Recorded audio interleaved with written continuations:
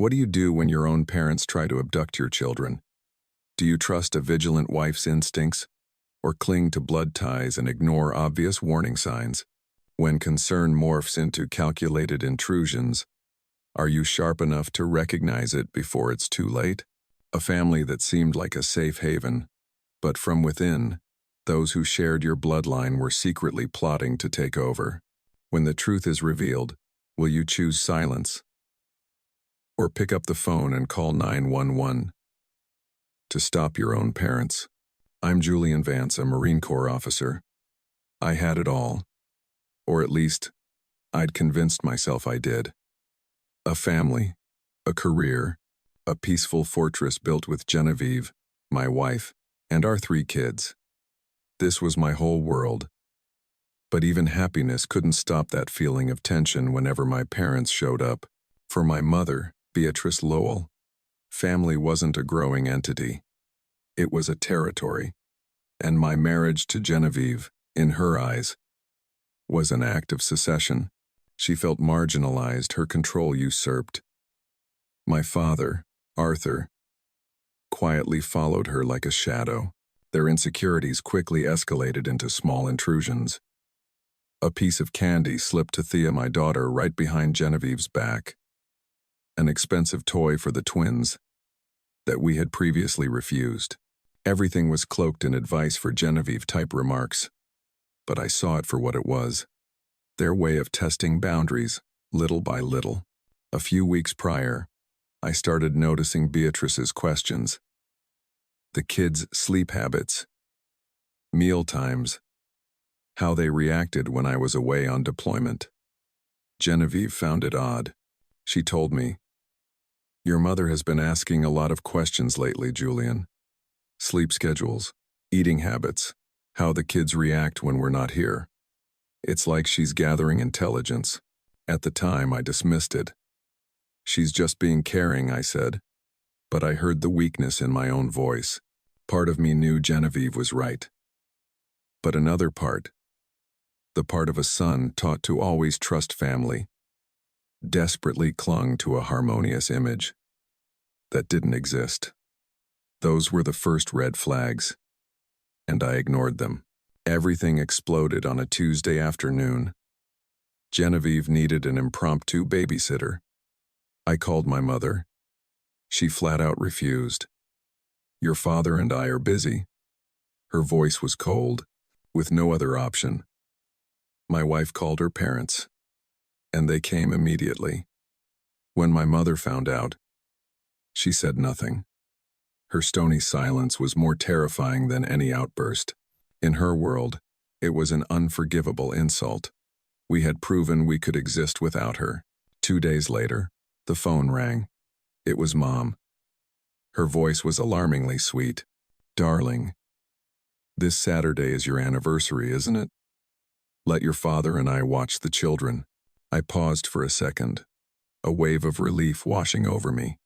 Maybe this was what I'd been hoping for all along. Maybe the incident the other day had made them realize and genuinely want to change, to be closer to their grandchildren. Genevieve watched me from across the room, her eyes unwavering, still wary. To me, this was an olive branch. As someone caught between my wife and children and my parents, I craved harmony more than anything. I was tired of the underlying tension. That evening I told Genevieve, my voice full of optimism, "See, this is a new beginning. Mom is trying. A chance for us to truly be a family." Her eyes met mine, weary and skeptical. She didn't believe it, but she didn't want to extinguish my hope either. She just sighed, a heavy concession. "I hope you're right, Julian." I blindly believed it. I chose to believe my mother was trying to change. But Genevieve was preparing for a fight, and that was the first crack in our defenses. Saturday evening, the Lowells arrived looking normal. My mother walking into the house followed by my father, quietly carrying things. But I immediately noticed the preparation was unusually meticulous, not just a sleeping bag.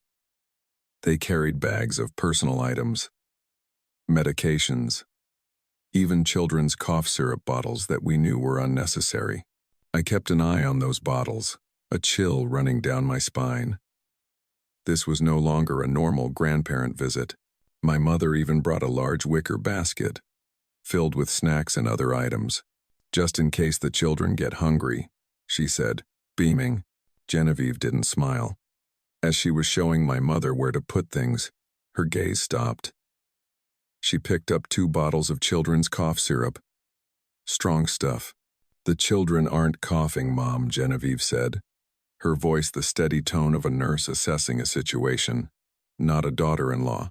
"Oh, just a precaution." My mother waved it off, arranging cookie packets. "This weather, it's easy to catch a cold." I stepped in between them. "You're overthinking it, Genevieve." I put my hand on my wife's shoulder, a reassuring gesture, but she remained tense. At the restaurant, the atmosphere was awkward. We sat across from each other in a fancy Italian restaurant, but neither of us was truly there. Genevieve barely touched her appetizer. Midway through the main course, she couldn't take it anymore. "I have to call home," she said, standing up before I could object. I watched her from a distance. A few minutes later, she returned, her face even more strained. "How was it?" I asked. She said everything was fine, she replied, her voice sharp. Then she said, "Don't bother the children anymore," and hung up. Unease began to creep into me. That wasn't how a happy grandmother talked. And then, the turning point. My phone vibrated. It was Dad's number. Odd. Mom was always the one to call. "Dad? Julian." Arthur's voice on the other end was shaky, full of guilt. Are you planning to come home early?" A simple question, but it hit me like a bullet. Through the phone, I could faintly hear my mother angrily whispering in the background. "What are you saying? Hang up." "What's going on, Dad?" I asked, my voice already cold. "No, nothing," he quickly replied, his voice faltering. "I was just asking. Your mother and I are having a wonderful time with the kids. Anyway, you two enjoy yourselves." He hung up abruptly. The phrase "having a wonderful time" sounded so fake, as if he were reading from a script. I put the phone down on the table. Silence. All the pieces suddenly clicked into place with a chilling snap. My mother's detailed questions. The 2 bottles of cough syrup. Her irritated voice on the phone. And now, my father's guilty tone. A fierce internal struggle erupted and ended in mere seconds. My blind hope had crumbled. I looked at Genevieve. For a moment, everything shattered. Hope, denial, and the image of a harmonious family. Only the stark truth remained in her eyes, a warning I had ignored for too long. My loyalty had just shifted. And in that instant, one thing was clear. This game had changed. No longer about family. No longer about harmony. This was a fateful evening, and the alarm bells were ringing. "Check, please." I called to the waiter, my voice clipped, devoid of emotion. We didn't wait another minute. The anxiety urged us to leave the restaurant immediately. Genevieve didn't ask anything. She just stood up, quickly putting on her coat. I drove in silence, eyes fixed on the road, but my mind never left the small details of the past evening. I drove faster than usual, my hands gripping the steering wheel. Every training, every battlefield experience now focused on a single objective: my home. When we arrived home, everything was even more suspicious than I had imagined. The house was dark, unnaturally silent. It was the unnatural quiet of a house with 3 young children. No murmuring TV. No thudding footsteps upstairs. In the air hung a sickly sweet scent. The smell of children's cough syrup. I turned off the car remotely, to avoid making any sound. "You go first," I whispered to Genevieve. "Check on the kids. I'll go around back." She nodded, the fear in her eyes replaced by the determination of an emergency room nurse. She gently opened the front door. I moved in the darkness, hugging the side of the house, my senses on high alert. When I neared the living room window, I stopped. The streetlights cast enough light for me to see a sight that made my blood run cold. My 3 children. They were lying motionless, deeply asleep on the sofa. At this time, the kids should still be awake, playing with toys or reading books. I immediately sensed the abnormality. I returned to the front door just as Genevieve stepped out, her face ashen. She didn't need to speak. I already knew. I walked into the house. My mother was sitting in the dark, startled when she saw me. My father stood behind her, looking like a culprit. "Oh, you're home early?" my mother said, trying to keep her voice normal. The children were so tired they just fell asleep. Genevieve brushed past me. She said nothing to my mother. Her nurse's instinct took over, overpowering even fear. She went straight to the children, kneeling down. With quick and precise movements, she checked their breathing, lifted their eyelids. Then she stood up, turned back to my mother, her gaze icy. "What did you give them?" While my mother stammered denials, I bent down and saw the empty small medicine bottle in the trash. The bottle I had seen in my mother's hand earlier, now used. I didn't look at her. My eyes swept the room, searching for other unusual things. Then I turned to my father. "Your car. Unlock it." He hesitated. I said, "Unlock it," I repeated, my voice low and dangerous. He trembled as he pressed the remote. I walked outside, straight to their car. Through the windows, I saw everything. 3 children's suitcases, blankets, pillows, food all packed and ready. They didn't just bring medicine. They brought everything necessary to claim the children, as if ready to take them away. Everything had been prepared. This wasn't an impulsive decision. This was a plan, and I knew from this moment, every decision, every action of mine had to be swift, precise, and cold. I went back inside, slamming the door shut. The sound echoed in the deadly silence. My mother flinched. My father cowered. "A surprise trip, was it?" I said, my voice cold and emotionless. "Suitcases, blankets, food. You were very thorough, Mom." My mother shot to her feet. Her initial fear had now been replaced by cornered arrogance. "What are you talking about, Julian? That was for a surprise trip next week. Genevieve, what kind of paranoid ideas have you put in his head?" She pointed at my wife. "It's you. You're trying to break up this family." I stepped forward, standing between her and Genevieve. I looked straight into her eyes. "The letter," I said simply. My mother froze. "Which letter?" "In your purse. Give it to me."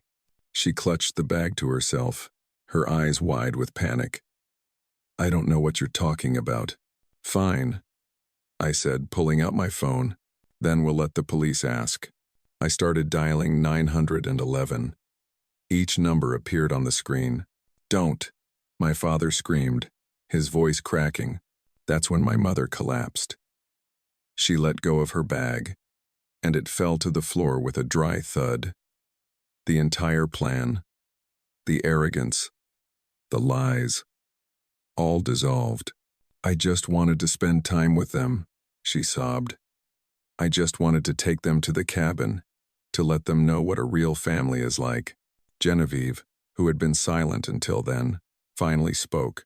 "A real family doesn't start by drugging children." I bent down, picking up the bag. Inside, right on top, was a neatly folded letter. I didn't need to read it. I already knew its contents. An indictment full of self-pity and blame, casting herself as a victim, forced to act to rescue her grandchildren from their own mother. I looked at the woman who had given birth to me. No longer my mother, but a threat. I looked at the man who had taught me right from wrong, now just a weak accomplice. I had given them one last chance to tell the truth, and they chose to lie. The phone was still in my hand. I looked at Genevieve. She nodded. A decisive nod. I finished dialing. 911. What's your emergency? I want to report an attempted kidnapping, I said, my voice steady. The suspects are my parents. The phone was still in my hand. Over my mother's shoulder, I glanced at the family photo on the wall, the one where we were all smiling brightly. A different world. A lie. I looked at Genevieve. The waiting period was longer than any campaign I'd ever been on. The house was engulfed in suffocating silence. Genevieve had taken the children upstairs, trying to keep them in their rooms, away from what was about to happen. My mother slumped to the floor, no longer crying, just trembling. My father stood motionless by the window. Then the sirens cut through the night, blue and red. The lights swirled, sweeping across our living room. They entered the house quickly and professionally. I briefly explained the situation, pointing to the evidence: the medicine bottle, the packed car, the letter. Everything unfolded in slow motion. I watched them handcuff my father, the man who had taught me to tie my shoes, right there on the living room floor he had once helped me build. My mother didn't cry. She just looked at me, her eyes filled with hatred and a silent question. How could you? The weeks that followed were a blur of interrogations and legal proceedings. Their lawyers tried to paint a picture of loving grandparents, pushed to the brink by their overwhelming love for their grandchildren. Our lawyers presented the cold facts: sedatives, meticulously planned preparation, a letter revealing clear intent. Ultimately, a plea deal was reached. The charges were reduced from attempted kidnapping to aggravated child endangerment. They considered their age and the fact that their actions hadn't caused permanent physical harm. All dry legal terms to describe a simple truth. They had nearly stolen my children. The legal battle ended. But the real battle within my family was just beginning. The phone started ringing. Aunts, uncles, voices I'd known my whole life, now dripping venom. How could you do that to your own mother? They just loved the kids too much, Julian. You've destroyed this family. Every call was a stab wound. I didn't argue. I simply replied, my children's safety is not negotiable, then hung up. We became an island, Genevieve and I, with our 3 children, amidst an ocean of accusations, while I built defensive walls, cutting off contact with those who only criticized. Genevieve began the harder work, healing the invisible wounds within. Thea was the most visibly affected. She started fearing the dark, fearing being alone. Every night, she checked the front door lock before bed, a habit no 6-year-old should have. Once, she whispered to me, "Grandma won't come back, will she, Dad?" That question was like a shard of broken glass piercing my heart. The twins, Jasper and Ronan, though younger, expressed it differently. They became unusually clingy to Genevieve, panicking whenever she was out of sight. Nightmares began, waking them with screams they couldn't explain. Each child was hurt in their own way. And our home, once filled with laughter, now had hidden corners of anxiety. We started taking Thea to a therapist. As for me, I had to face another battle, an internal one. At night, when everyone else was asleep, I sat alone in the dark. Guilt was a cunning enemy. Images of my mother being handcuffed, her hateful gaze, my father's broken voice, they all came back to haunt me. I had done the right thing. I knew it. But the cost was terrible. One evening, Genevieve sat down beside me. She didn't say anything, just placed her hand on mine. "You did what you had to do, Julian," she said softly. "You protected us." Her words were like a lighthouse in a storm. I looked at her. The woman who had seen the truth when I was blind, who had remained strong when I crumbled. I realized that setting boundaries wasn't an act of aggression, but an act of protection. It was painful. It was brutal. But it was necessary. That was the night I accepted the truth. I didn't destroy my family.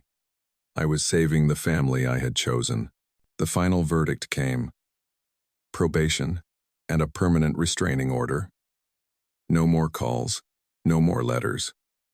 Only silence. But that silence didn't bring peace. It was just an empty space, a reminder of what was lost. We knew we couldn't stay. This house, this neighborhood, this city, all tainted with memories of that terrifying night. A few months later, I received transfer orders. We seized the opportunity. Moving was a decisive act. It wasn't just about packing belongings. It was about severing toxic ties. Before we left, I had final, brief, and cold conversations with the relatives who had criticized us. I made it clear that my loyalty belonged to my wife and children, and if they couldn't accept that, there was nothing more to say. Some understood, some didn't. I didn't care. The boundaries had been drawn. The new city welcomed us with anonymity. No one knew who we were. No one knew our story.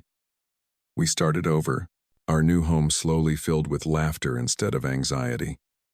Thea no longer checked the locks every night. The twins ran around again, the fear in their eyes gone. Genevieve and I found our rhythm again. Not as it was before, but stronger, connected by a trust forged through fire. Sometimes on a quiet afternoon, watching my children play in the yard, I think about my parents. I feel neither hatred nor forgiveness, only a deep sadness for what could have been. Our story doesn't have a fairy tale happy ending. It has a realistic one. We won, but we also carry scars. And from those scars, we learned the most important lesson. True love is not possession or control. It is respect. It is knowing when to hold on and when to let go. It is understanding that sometimes the bravest battle isn't on a battlefield, but the fight to protect boundaries for those you love, even when the danger comes from the very people who should have protected you. And that was the battle I finally won.